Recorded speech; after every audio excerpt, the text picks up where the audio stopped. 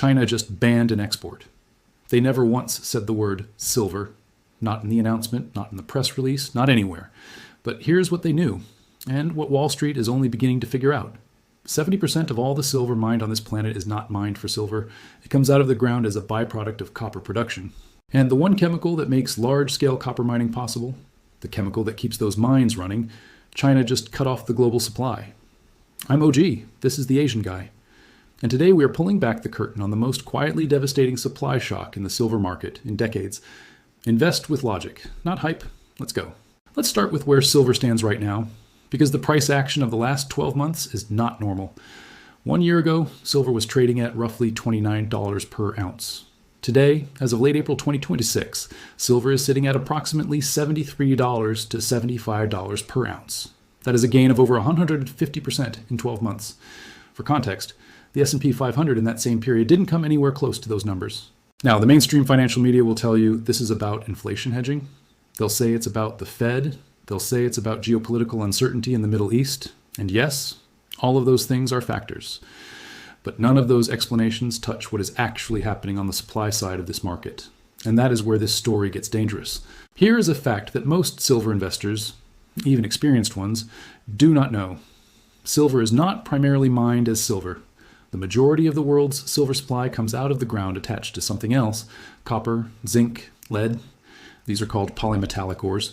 When mining companies process these ores, they use a series of industrial chemicals to separate and refine the metals. And the most critical of those chemicals, the backbone of large-scale copper processing operations worldwide, is sulfuric acid. Sulfuric acid is used in a process called heap leach mining. It is poured over crushed ore to dissolve the copper, which is then collected and refined. And as a direct byproduct of that copper extraction, silver comes with it. Approximately 70% of annual global silver production is tied to this exact process. Now ask yourself this question: what happens to silver production if the supply of sulfuric acid gets disrupted? In early 2026, China announced a ban on sulfuric acid exports. Read that again slowly. China, the world's largest producer of sulfuric acid, banned its export.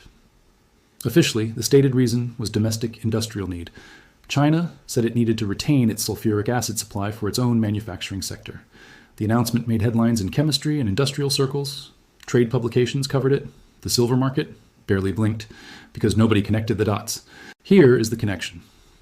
The countries most dependent on imported sulfuric acid for their copper and polymetallic mining operations include major silver-producing nations, operations across Latin America, parts of Africa, and processing facilities that feed Western refineries. These are the same supply chains that ultimately produce the silver bars, silver coins, and silver ETF holdings that American investors buy and hold. China did not say, "We are restricting silver supply." They didn't have to. The effect is the same. And the beauty of the move, from a strategic standpoint, is that it is entirely deniable. It's just a chemical export ban. Nothing to do with precious metals. Move along. Except it has everything to do with precious metals. And while Washington was focused on Iran, while Wall Street was watching the Fed, while retail investors were refreshing their silver price apps, China quietly tightened its grip on the one supply chain that the West had never thought to protect. This is not a conspiracy. This is supply chain economics, and the numbers are already starting to show it. Let's talk about what the data is actually showing us right now. Global silver demand in 2025 hit approximately 1.2 billion ounces. Global silver supply, mining plus recycling combined, came in at roughly 1.05 billion ounces. That is a deficit of approximately 150 million ounces, the third consecutive year of a structural supply deficit. Let that sink in. 3 years in a row. More silver being consumed than is being pulled out of the ground. And that was before China's sulfuric acid ban started working its way through the supply chain. Now here is where it gets even more serious. Silver is not just a monetary metal anymore. It is an industrial metal with no substitutes in several critical applications.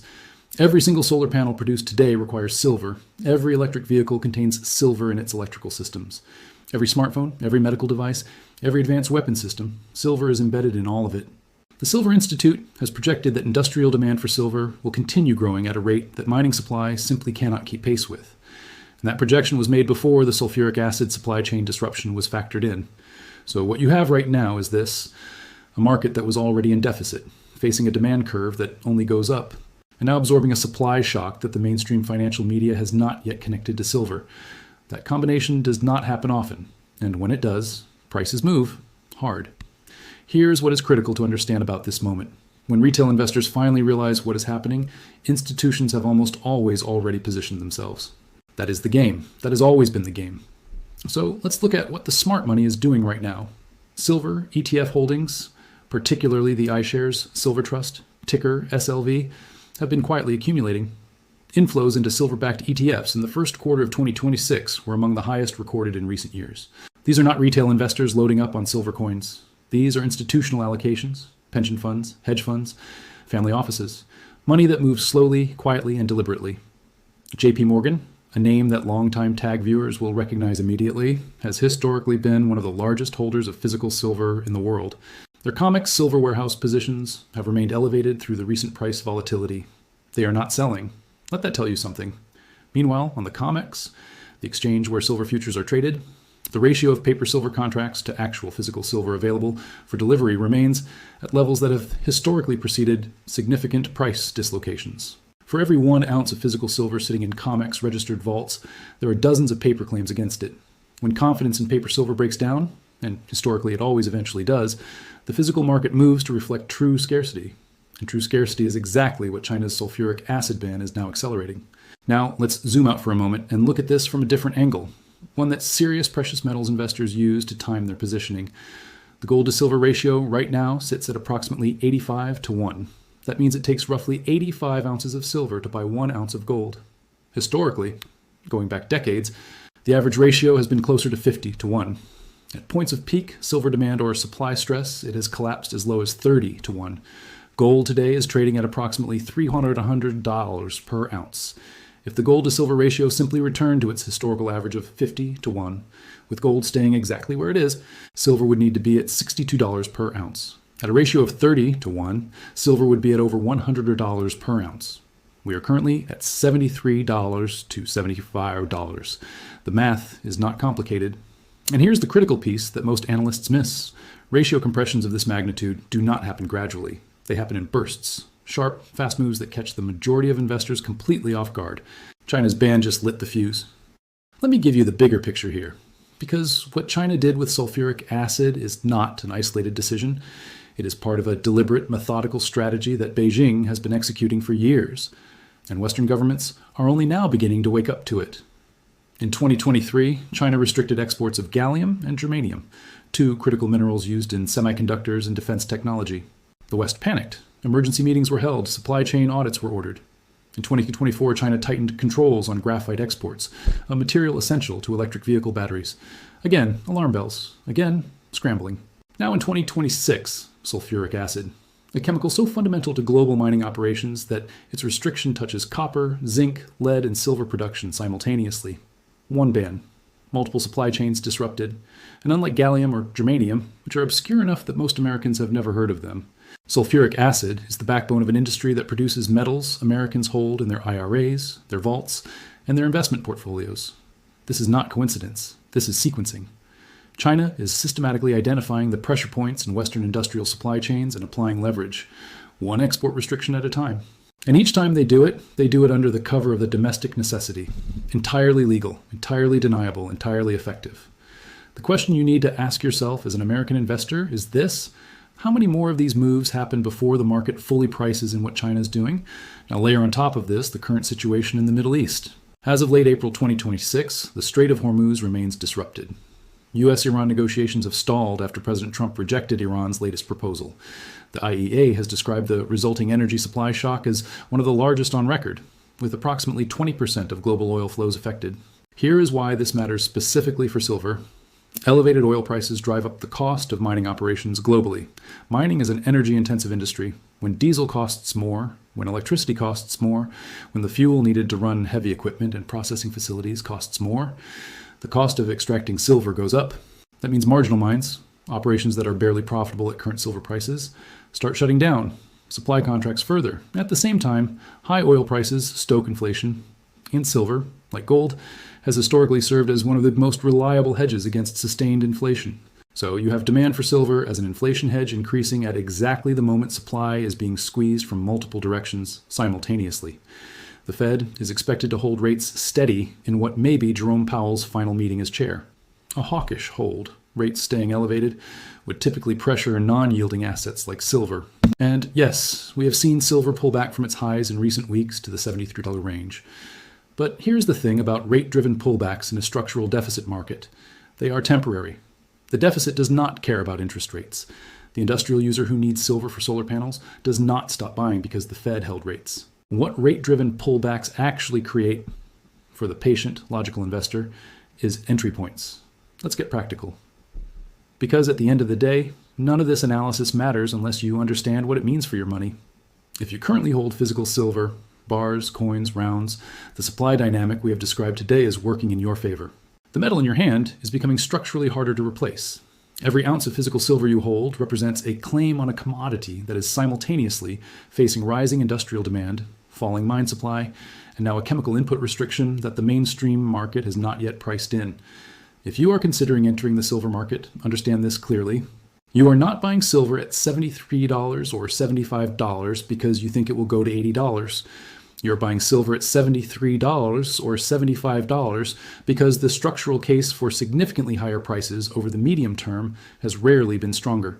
And because when this particular supply shock works its way fully through the system, when processing facilities start reporting input shortages, when mine output data starts showing the impact of reduced sulfuric acid availability, the market will reprice quickly. If you hold silver ETFs, SLV, PSLV, or similar instruments, understand the difference between paper silver and physical silver. In a normal market, the distinction matters less. In a supply shock environment, it matters enormously. Physical delivery demand on COMEX increases. The paper-to-physical ratio becomes a pressure point. Study what happened in early 2021 when retail investors attempted a coordinated physical silver squeeze, and understand that the conditions today are structurally far more significant than anything that drove that event. China made a move. They never said silver, but silver heard it loud and clear. Here's the most important thing I want you to walk away with today. The mainstream financial media is not talking about this. Turn on CNBC right now, open Bloomberg, check the financial headlines on any major American news platform. You will find coverage of the Fed. You will find coverage of oil prices. You will find coverage of the stock market. You will find breathless reporting about whatever the latest geopolitical flashpoint is. What you will not find, not in any meaningful connected way, is a single mainstream outlet that has drawn a straight line from China's sulfuric acid export ban directly to the silver supply chain. That line exists. The data supports it. The chemistry supports it. The supply chain economics support it, but nobody is drawing it.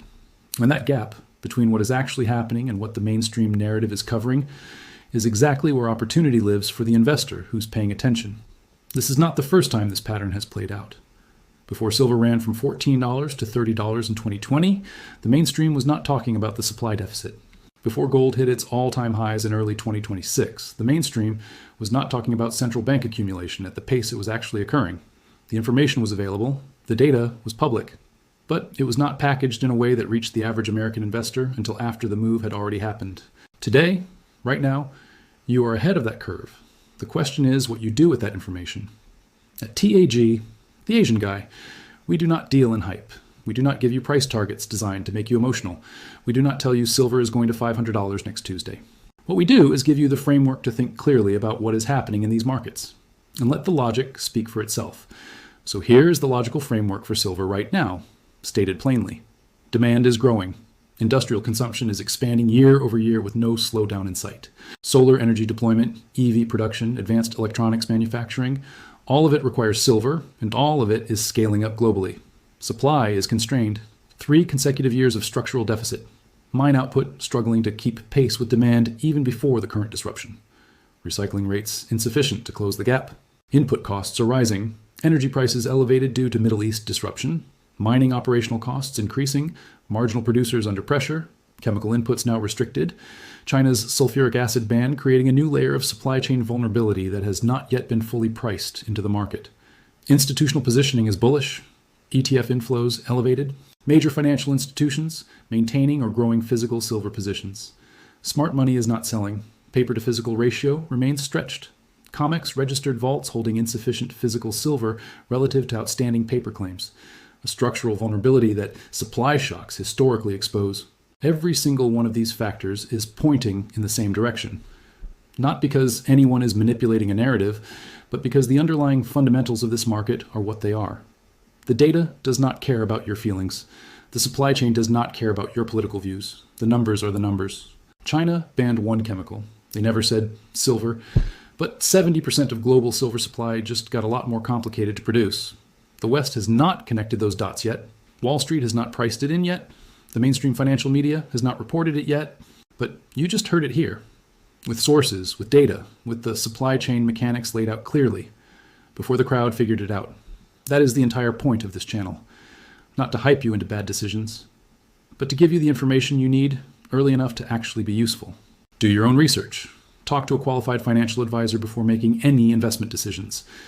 Understand your own risk tolerance. But understand this, the silver market in 2026 is not the silver market of 2020. The structural dynamics have shifted. China made sure of that. Invest with logic, not hype. OG out.